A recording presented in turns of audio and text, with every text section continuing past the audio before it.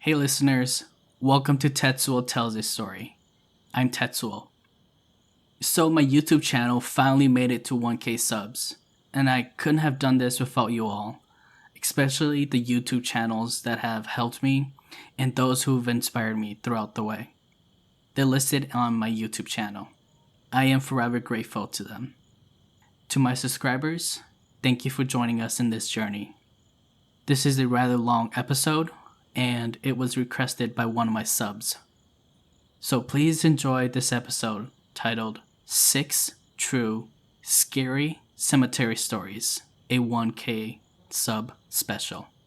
And remember to like, share, subscribe, and click on that notification button to get updates.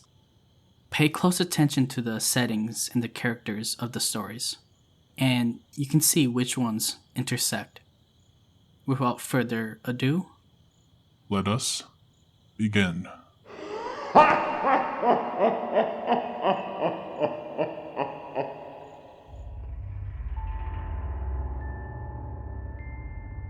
Story 1. This is a true story that happened to one of my sister-in-laws. My sister-in-law was very upset and became very distressed because my brother was cheating on her, and he was never home to help her. One day, when she was distraught and upset, she drove to a supermarket parking lot and cried in her car. Then all of a sudden, a Hmong girl appeared at her window. The girl said to her, "Netay, kakorachi na." "Auntie, why are you crying?" And she replied, "Jimarachi minsai." "Oh, it's nothing, my dear." The girl asked if my sister-in-law would like to join her for lunch, and she said yes. The girl told my sister-in-law to drive and follow her. Soon, they were at a restaurant. The girl ordered food for my sister-in-law, and when the food came, the girl didn't eat. She just told my sister-in-law to eat. The girl only had a cup of water, but she also wasn't drinking it. When they were done, the girl told my sister-in-law that she had some kind of gift certificate to go shopping, and she would like to go with her. But my sister-in-law told her that next time would be better, because she had to get home to the kids. My sister-in-law asked for the girl's phone number so she can call her when she is sad. The girl wrote down her phone number on a piece of napkin for her and stuck it in her purse. When she got home, she took out the napkin and looked at it. But there was no phone number. It was just a piece of napkin.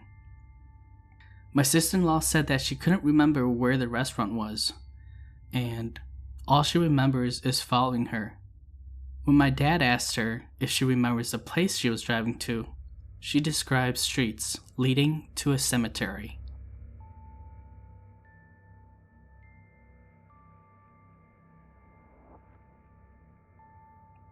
Story 2. My uncle is a local city bus driver in St. Paul, Minnesota. There's been many stories about the deer with the little Hmong girls walking around Jackson Cemetery. I've heard many of these stories myself, but of course, I wouldn't want to experience or see any of that. This story was told to my dad and I from my uncle. He's quite the serious person in his mid-40s, so I'm sure he wouldn't be making up stories. My uncle's bus route for the day is around the Como area and runs around the west side of the city. As for many of the people here in St. Paul may know, the bus station is about 3 to 4 blocks away from the Jackson Cemetery, right off from Highway 35E and Pennsylvania Avenue. As his shift comes to an end at 9 p.m., he drives onto Jackson Street, heading to the station. When he passes the cemetery, about to make his turn towards the station, he sees a Hmong girl in her mid-teens. She's wearing a white dress, and she waves her hand for him to stop, and so he stops the bus right by her. The girl asked my uncle if he could take her to Oakdale by Carmike. There's a theater there. My uncle knew it was late, and it wasn't his route, but he took her anyways. My uncle knows about the Jackson Cemetery stories, but never experienced anything himself. As she got on the bus, my uncle started feeling chills and got goosebumps. He got scared when he realized that she might be a ghost. Trying to stay calm though, he tried not to think too much and continued driving to the destination. Taking Minnehaha Avenue, right after you pass McKnight Avenue, there was another cemetery there. But the girl asked for him to drop her off by the corner of the cemetery. She pays him and thanks him for the ride. She slowly gets off the bus, and my uncle had a feeling that she was not human, and that maybe she had already passed away. So he drops her off and quickly drives back around and sees that the girl was walking into the cemetery all the way up until she wasn't visible anymore. This scares him, but he's happy to help her, and thankfully she didn't do anything to harm him. My uncle thinks that maybe she needed a ride to the other cemetery, maybe to meet or visit a loved one. He kept his story to himself and didn't tell anyone until a few months had passed.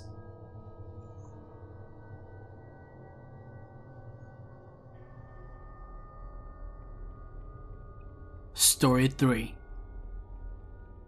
It was the end of 2010, Turkey Day to be exact. It also happened to be the anniversary of my grandmother's passing, and I haven't been to her grave since she died in 2003.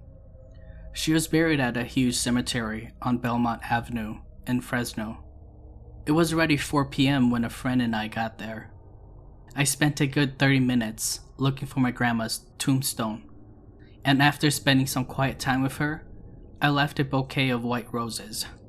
My friend, who is white, said her grandmother was also buried around here, but she was cremated, and her ashes were across the street in the funeral home.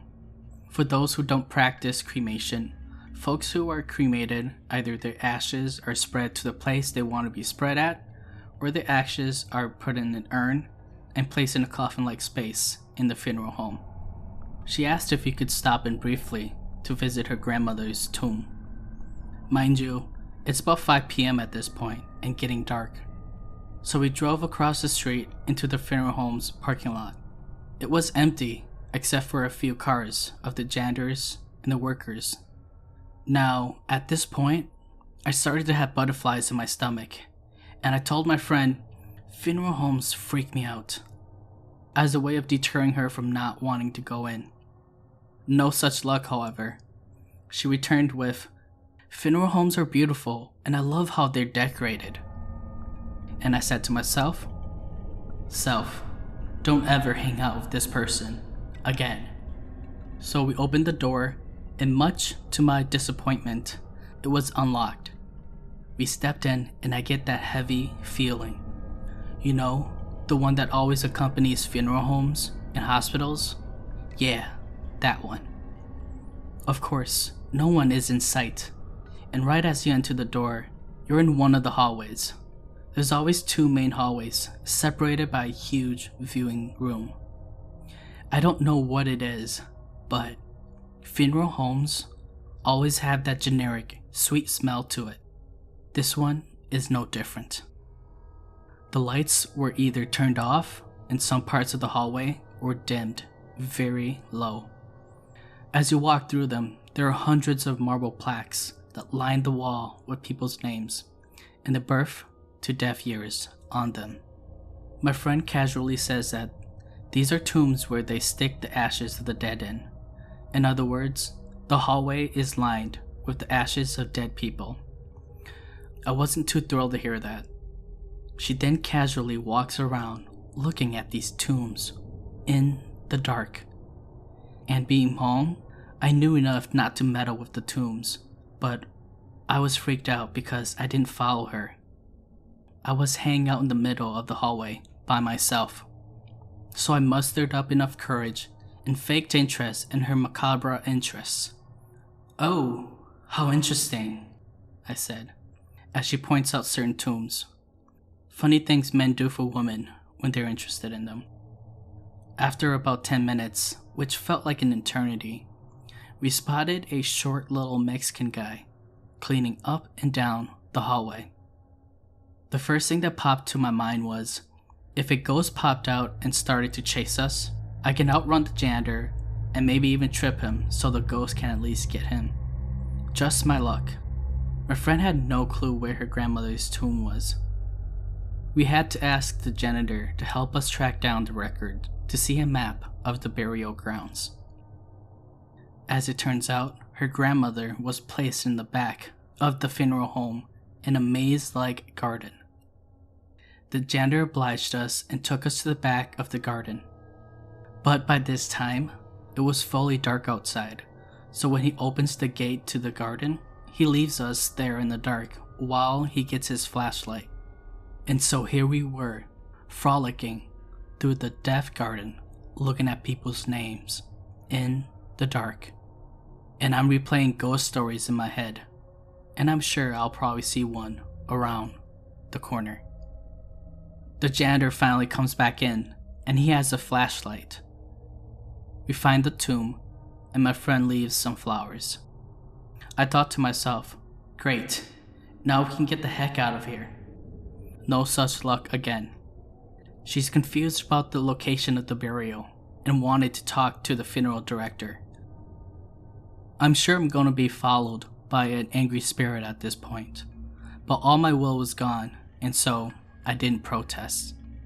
We asked the janitor if the funeral director was still there, to which the janitor replies, Yes, he's still here. Apparently there was a fresh delivery of bodies from the hospital, and the funeral director was here to oversee it. Lucky for us, the gate opens right next to the huge freezer where the bodies were stored. We walk out, and sure enough, a huge white van that has those extended roofs for the refrigeration system was parked right outside, and the back door was open. The door to the huge refrigerator was also opened, and as we walked past, curiosity got the best of me, and I looked into the room. There were about 15 corpses laying there, with these dark velvet blankets covering them. I could see their bluish green skin and feet. I didn't see any faces, but it was enough to give me the shivers. We walked slowly past this room and went back inside the funeral home. We found the funeral director in his office, right next to the freezer room, and talked to him for quite a bit. Right outside the office is this huge cage with a talking parrot. I thought to myself, that parrot must have some insane ghost stories. After our talk, we escorted ourselves out the other hallway, and as I walked past the viewing room, I looked inside and I could see a coffin with a person laying inside. As we got to my car, I sped out of that parking lot and was glad that nothing too paranormal happened.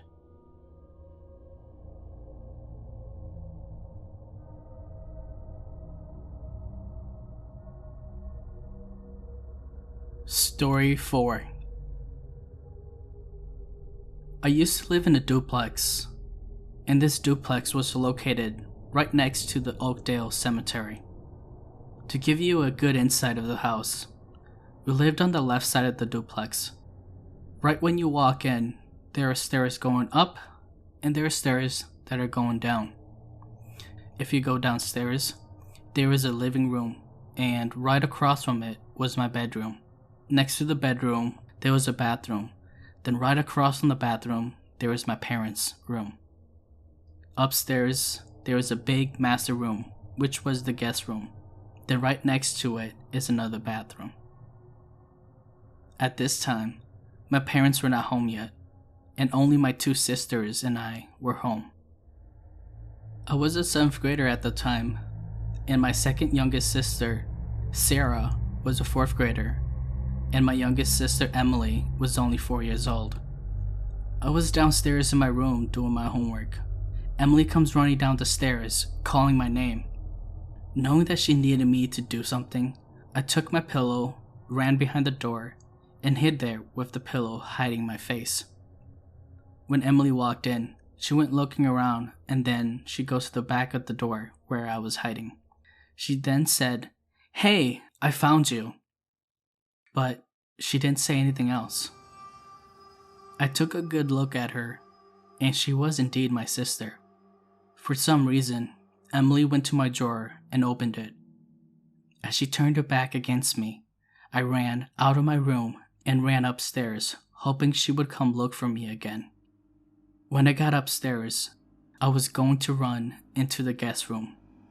Right then and there, I saw Emily using the restroom. I was so freaked out because she was just downstairs. I told Sarah, my other sister who was watching TV, to go downstairs with me. We went downstairs and there was nobody. I was so freaked out ever since then.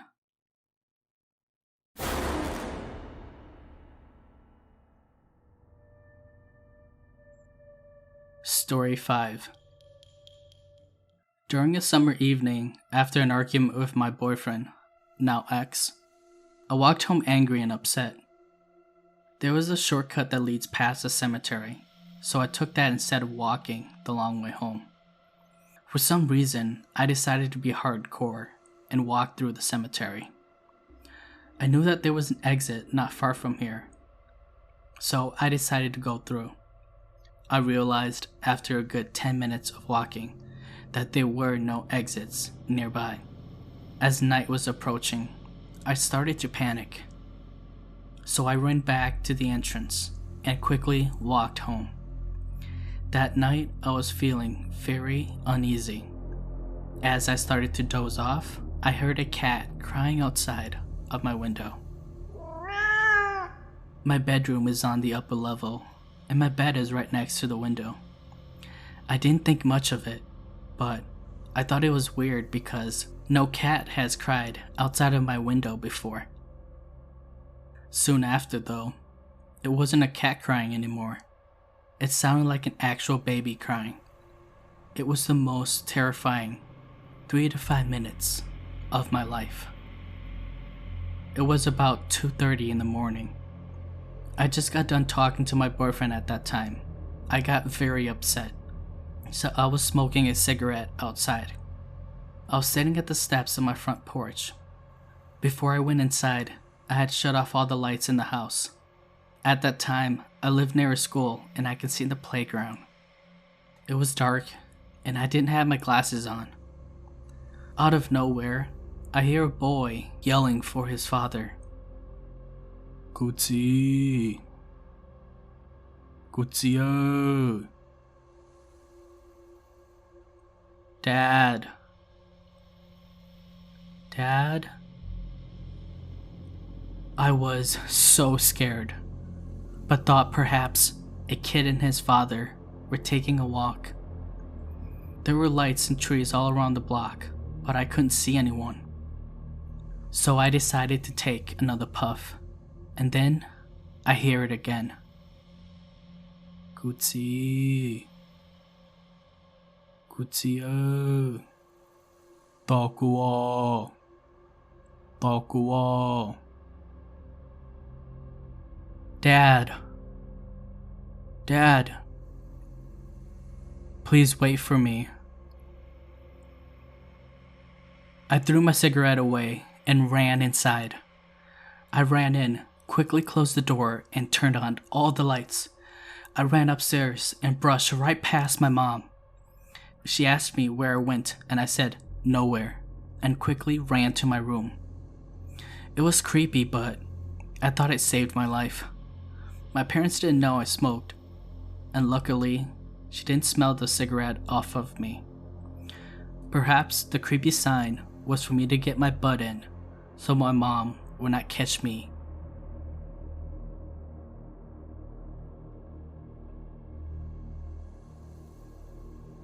Story 6.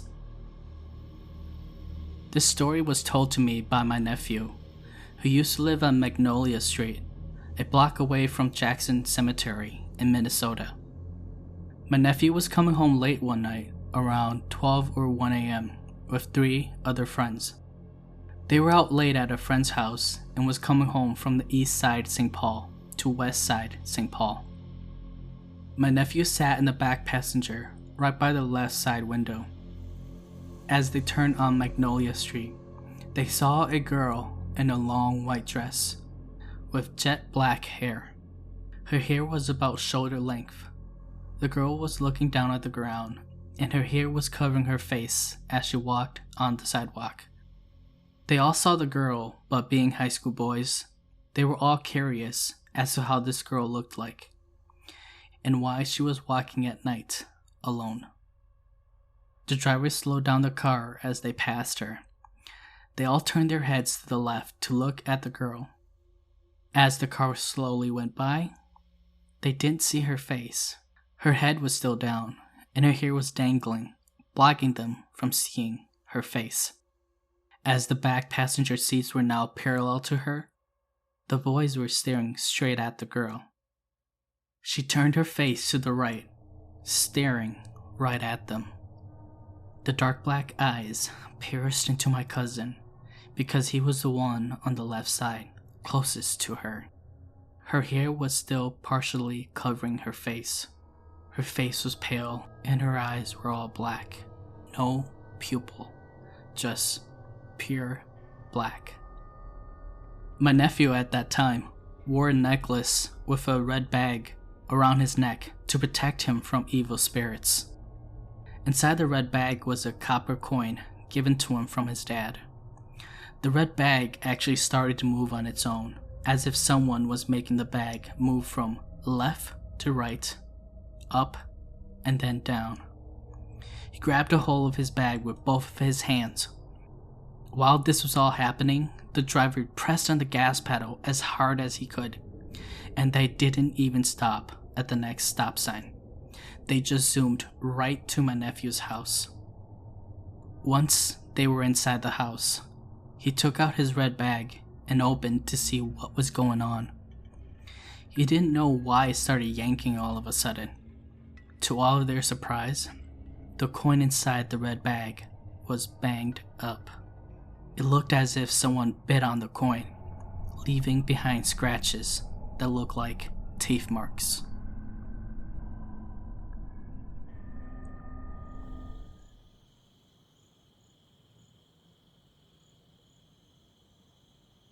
Thanks everyone for making it to the end of this episode.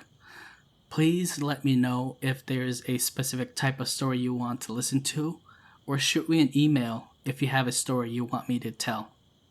Remember to like, share, subscribe to Tetsuo Tells a Story. See you in the next episode. Thanks.